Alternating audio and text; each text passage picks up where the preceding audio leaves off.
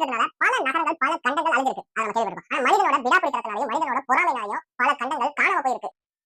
அதை பத்தி தான் இந்த வீடியோல பார்க்க போறோம். என்ன இருக்குன்னா, the Republic of Texas 1836 இருந்து 1845 வரைக்கும் அந்த ஒரு நாடு இந்த பூமியில எக்ஸிஸ்டா இருந்திருக்கு. ஆனா காலப்போக்குல யுஎஸ்ஏல சேர்ந்த எல்லா நாடுகளோட மத்தியிலையும் ரிபப்ளிக் ஆஃப் டெக்சாஸை சேர்த்து இணைச்சதுனால இப்போ ரிபப்ளிக் ஆஃப் டெக்சாஸ் அப்படிங்கிற ஒரு நாடு இல்லாம ஈஸ்ட் ஜெர்மனி 1949 ல இருந்து 1990 வரைக்கும் இந்த கண்ட்ரி எக்ஸிஸ்ட் ஆயிருக்கு. I most favourite one Soviet union 1922 ல இருந்து 1991 வரைக்கும் இந்த நாடு எக்ஸிஸ்ட் ஆயிருக்கு. 15 சோவியத் ரிபப்ளிக்ஸ் இதோட கன்சிஸ்ட் ஆயிருந்திருக்கு. ஆனா சோவியத் யூனியன் ஏன் அழிஞ்சது அப்படிங்கறதுக்கான காரணம் எல்லாருமே தெரியும். அதை பத்தி நீங்க டீடைலா தெரியும்னா கமெண்ட்ல சொல்லுங்க, தனியா ஒரு வீடியோ போடு. கொரியா இந்த லிஸ்ட்லயே அதிக வருடங்கள் எக்ஸிஸ்ட் ஆயிருக்கிற ஒரே நாடு இது மட்டும் தான். கிட்டத்தட்ட பிஃபோர் கிறிஸ்ட் 2333 ல இருந்து 1945 நாடு எக்ஸிஸ்ட் ஆயிருக்கு. ஆனா அதுக்கப்புறம் மக்களாட்சியா மன்னராட்சியா அப்படிங்கிற ஒரு இரு பிரிவினரிடையே ஏற்பட்ட சண்டைனால உள்நாட்டுக்குள்ள ஒரு மிகப்பெரிய போர் வெடிக்க வாய்ப்பு இருக்குன்னு சொல்லிட்டு நார்த் கொரியா ஒரு சைடும் சவுத் கொரியா ஒரு சைடும் உருவானது. இந்த கிராண்ட் கொலம்பியன்ல ஈக்குவலா பனாமா, வெனிசுலா மற்றும் கொலம்பியா போன்ற 4 நாடுகளையும் ஒன்றிணைத்து இந்த கிராண்ட் கொலம்பியன் இருந்திருக்கு. இந்த 4 நாடுகளிலுமே நிறைய இல்லீகல் ஆக்டிவிட்டீஸ் அவங்க தொடர்ந்து முயற்சிக்கிறனால யுஎஸ்ஏ தன்னோட நாட்டுக்குள்ள கொண்டு வரணும்.